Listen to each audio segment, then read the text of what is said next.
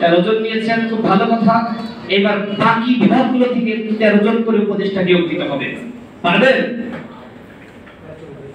পারবেন?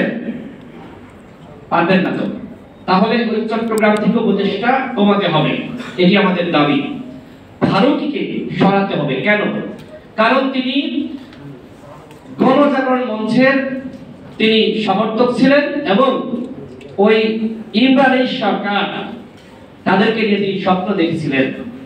তিনি স্বপ্ন দেখেছিলেন যে নতুন রাজনৈতিক বন্দোবস্ত তৈরি করা হবে এই ইমরানের সরকারদের মাধ্যমে। এবং তিনি 7 আগস্ট তিনি শেখ মুজিবের বন্দনা করেছেন। তিনি আশা ব্যক্ত করেছেন যে ডক্টর ইউনূস খুব দ্রুত সময়ের মধ্যে ধানমন্ডির ওই 32 নম্বর বাড়ি তিনি ভিজিট করবেন, আশা ব্যক্ত করেছেন। তো এই ব্যক্তিকে যেহেতু ডক্টর ইউনূস স্যার এখন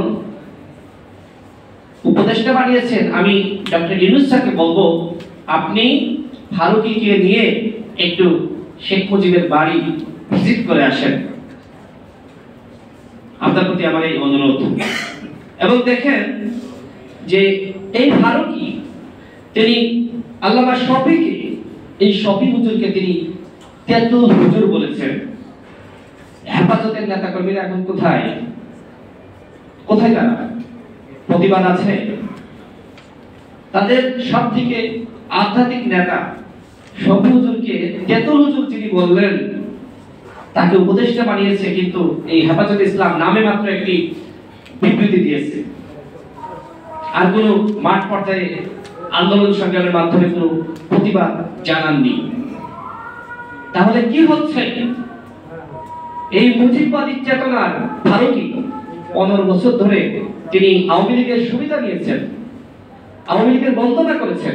যখন তিনি দেখছেন যে শেখ হাসিনার পতন ঘটছে, তখন তিনি সামাজিক যোগাযোগ মাধ্যমে হাসিনা বিরোধী পোস্ট করেছেন, আর তার পুরস্কার হবে উপদেষ্টা। এটি আসলে কখনোই গ্রহণযোগ্য না। এই যে বসির সাহেব, তিনি হত্যা মামলার আসামি, তদন্ত করেন, যাচাই করেন তার ভূমিকা কি ছিল, কিন্তু আপনারা কি করলেন? যাচাই বাছাই না করে এই ব্যবসায়ীকে আপনারা বসিয়ে দিলেন, উপদেষ্টা বানালেন। আমরা যতদূর শুনেছি বসির এবং ফারুকী তাদের শিক্ষাগত যোগ্যতার ঘাটতি রয়েছে, তারা ইন্টারমিডিয়েট পাশও করতে পারেননি যতদূর আমি শুনেছি। এবং আমি উইকিপিডিয়া ঘেটে আমি দেখলাম যে তাদের শিক্ষাগত যোগ্যতা নিয়ে কোনো কিছু উল্লেখ করা হয়নি। তার মানে আমি আপনি কেউ জানি না। এই যে উপদেষ্টাদেরকে বানানো হয়েছে, তাদের কাজটা কি?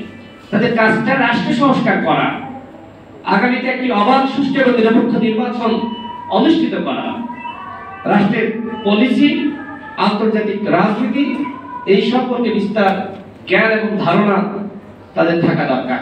কিন্তু একজন ব্যবসায়ী কি করবে? সারা জীবন টাকা কামাইছে, টাকা গুনছে, এই মানুষকে দিয়ে আপনি এখন রাষ্ট্র সংস্কার করাবেন? আপনি এনজিও সেক্টরে যাদের অভিজ্ঞতা, তারা তো ওই কিস্তি মানে টাকা তুলছে আর ঋণ দিচ্ছে, তাই না? এদেরকে দিয়ে আপনি এখন রাষ্ট্র সংস্কার করাবেন? আমরা প্রস্তাব রেখেছিলাম, যেহেতু অধিকাংশ এনজিও সেক্টরের কর্মী, সুতরাং এখন যাদেরকে উপদেষ্টা হিসেবে নিয়োগ দিবেন তাদের জন্য রাজনীতি এবং রাষ্ট্র পরিচালনার অভিজ্ঞতা থাকে, জ্ঞান থাকে, পড়াশোনা থাকে। আমাদের কথা রাখা হয়েছে, উপদেষ্টা বাড়ানো হয়েছে, কিন্তু বিতর্কিত ব্যক্তিদের মাধ্যমে। রাজনৈতিক দলগুলোর সাথে ন্যূনতম আলোচনা করার প্রয়োজন তারা মনে করেনি। তাহলে কি হচ্ছে? আমাদেরকে ধোলাই জ্ঞান করছে, দলগুলোকে অবহেলা করছে, সংলাপের নামে নাটক করছে। 2 মিনিট 3 মিনিট এই সময়ের মধ্যে কি আলোচনা বলা যায়? কি করা যায়? কিছু বলা যায়? মানে আমাদের কথা আমাদেরকে চা খাওয়ানোর জন্য তারা ডাকে। এইভাবে রাষ্ট্র সংস্কার হতে পারে না। আমরা এই সরকারকে বলবো বিপ্লবী চেতনায় ফিরে আসেন। বিপ্লবী চেতনার বাইরে চলে গেলে এদেশের জনগণ আপনাদেরকে ডাকবে না। হাসিনাকে বিদায় জানিয়েছে এদেশের জনগণ। বিপ্লবী চেতনার বাইরে যদি আপনারা যান, আপনাদেরকেও বিদায় জানাতে বাধ্য হবে। সংগ্রামী সাথী বন্ধুগণ, আমরা রাজনৈতিক দলগুলো যেভাবে দীর্ঘ 15 বছর লড়াই করেছি, আজকে এই দলগুলোর ভূমিকা অবজ্ঞা করা হচ্ছে। বলা হচ্ছে যে ছাত্র জনতার আন্দোলন। তো আমার প্রশ্ন, কোন সমন্বয়ক যাত্রাবাড়িতে আন্দোলনের নেতৃত্ব দিয়েছে? উত্তরাতে কে দিয়েছে? প্রাইভেট বিশ্ববিদ্যালয়ে কে দিয়েছে? সাত কলেজে কে দিয়েছে? আমরা তো সমন্বয়কদের ওই সময় মাঠ দেখিনি। এই যে 5 আগস্ট এয়ারপোর্টে সেখানে 4-5 লাখ মানুষ সকালবেলা জড়ো হয়ে গেল, সংগঠিত শক্তি ছাড়া এভাবে জড়ো হওয়া সম্ভব? উত্তরাতে জড়ো হয়ে গেল, শনিরাক্কা যাত্রাবাড়িতে জড়ো হয়ে গেল, সংগঠিত শক্তি ছাড়া এইভাবে জড়ো হওয়া সম্ভবপর নয়। সেই সংগঠিত শক্তি কারা? রাজনৈতিক দলগুলো। সুতরাং শুধুমাত্র ছাত্র জনতার আন্দোলন না বলে আপনারা বলুন যে এই আন্দোলন এদেশের জনগণের আন্দোলন, যেখানে ছাত্ররা ছিল, যেখানে সাধারণ মানুষ ছিল, যেখানে রাজনৈতিক দল ছিল, যেখানে সাংস্কৃতিক কর্মীরা ছিল, যেখানে নাগরিক সমাজ, আইনজীবী সমাজ, শিক্ষক সমাজ সকলেই ছিল। আন্দোলনকে সার্বজনীন করেন, সবার আন্দোলন বলেন, কিন্তু সেটি না করে আপনি যদি বলেন ছাত্ররা আমাকে নিয়োগ দিয়েছে আর জনগণ সমর্থন দিয়েছে, আমাদের যতদিন মঞ্চে আমরা ততদিন থাকবো, এই রাষ্ট্র কারোর বাপদাদা সম্ভব নয়। এই রাষ্ট্র দেশের জনগণের মালিকানা। সুতরাং যাচ্ছে তাই ভাবে রাষ্ট্র চালাবেন, আওয়ামী লীগকে পুনর্বাসিত করবেন, এটি আমরা হতে দিব না, এটি আমরা মানতে পারি না। এই সরকারের প্রতি আমরা দাবি রাখছি, আপনারা রাষ্ট্র সংস্কার করুন, আপনারা তার জন্য একটি রোড ম্যাপ প্রকাশ করুন। কি করতে চান?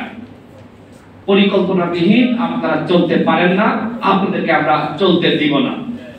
এই যে প্রশাসনে আপনারা আওয়ামী লীগের দুর্বৃত্তদেরকে পদায়ন করছেন, সচিবালয়ে যান, দেখবেন যে আওয়ামী লীগের কর্মকর্তারা আরো বেশি প্রমোশন পাচ্ছে। পুলিশে যান, র্যাবে যান, বিজেপিতে যান, সর্বত্র আওয়ামী লীগকে পুনর্বাসন করা হচ্ছে। এইভাবে রাষ্ট্র সংস্কার হতে পারে না বন্ধুগণ। রাষ্ট্র সংস্কার করতে হলে সকল অংশীজনকে নিয়ে সরকার গঠন করতে হবে, সবাইকে মূল্যায়ন করতে হবে, রাজনৈতিক দলগুলোকে দূরে রাখা যাবে না, ঘন ঘন সংলাপ করতে হবে, দলগুলোর সহযোগিতা নিতে হবে।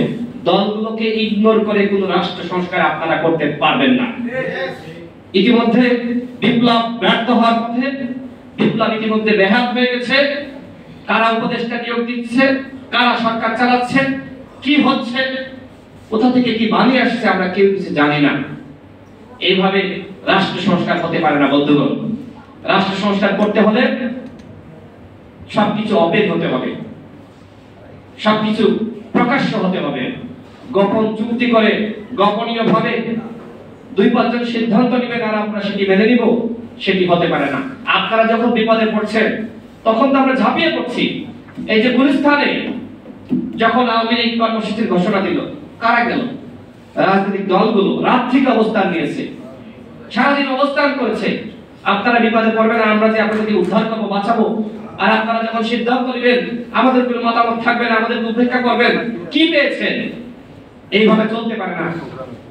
আমরা রাষ্ট্র সংস্কার চাই, আমরা আপনাদেরকে সহযোগিতা করতে চাই। রাষ্ট্র সংস্কার শুধুমাত্র এই অন্তর্বর্তীকালীন সরকারের কয়েকজন উপদেষ্টার স্বপ্ন না, এই স্বপ্ন আমরা দেখেছি। 2018 সালের কোন সংস্কার আন্দোলন আমরা করার পরে, আমরা যখন 2021 সালে দল গঠন করি, সেই সময় আমরা বলেছি আমরা কোন সংস্কার আন্দোলন সফল করেছি, এখন রাষ্ট্র সংস্কার করতে হবে। আজকে প্রত্যেকটা দল রাষ্ট্র সংস্কার চায়, বিএনপি চায়, জামাত চায়, কে চায় না? জনতার অধিকার পার্টি চায়, জাগপা চায়, দেশ বাঁচা মানুষ বাঁচা আন্দোলনে আমাদের রিপন ভাই চায়, এখানে যারা আছে প্রত্যেকে রাষ্ট্র সংস্কার চায়। আমরা কেউ রাষ্ট্র সংস্কারের বাইরে না। কিন্তু আপনারা যদি মনে করেন যে আপনারাই শুধু রাষ্ট্র সংস্কার চান আর কেউ চায় না, তাহলে সেটি ভুল। সর্বশেষ বলবো, গণ অভ্যুত্থানের চেতনা থেকে দূরে সরে যাবেন না। 1500 মানুষ শহীদ হয়েছে, 30,000 মানুষ আহত হয়েছে। এইবার যদি রাষ্ট্র সংস্কার না হয়, দেশের পরিবর্তন না হয়, তাহলে আর কোনদিন এদেশের মানুষ রাজপথে নামবে না, জীবন দিবে না, রাষ্ট্র সংস্কার হবে না।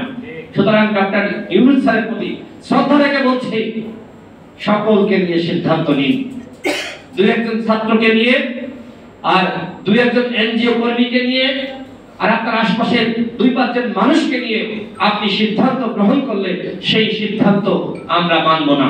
স্পষ্টভাবে বলছি, সবাইকে নিয়ে সিদ্ধান্ত নিতে হবে, সবাইকে নিয়ে চলতে হবে। এককভাবে আপনি সিদ্ধান্ত নিতে পারেন না, আমরা সেইভাবে আমরা সবকিছু হতে দিব না। আমরা চাই একটি গণতান্ত্রিক বাংলাদেশ, সেই বাংলাদেশে সবার মতামত দিয়ে আপনাকে চলতে হবে, কাজ করতে হবে। সবাই ভালো থাকবেন, আল্লাহ হাফেজ, আসসালামু আলাইকুম।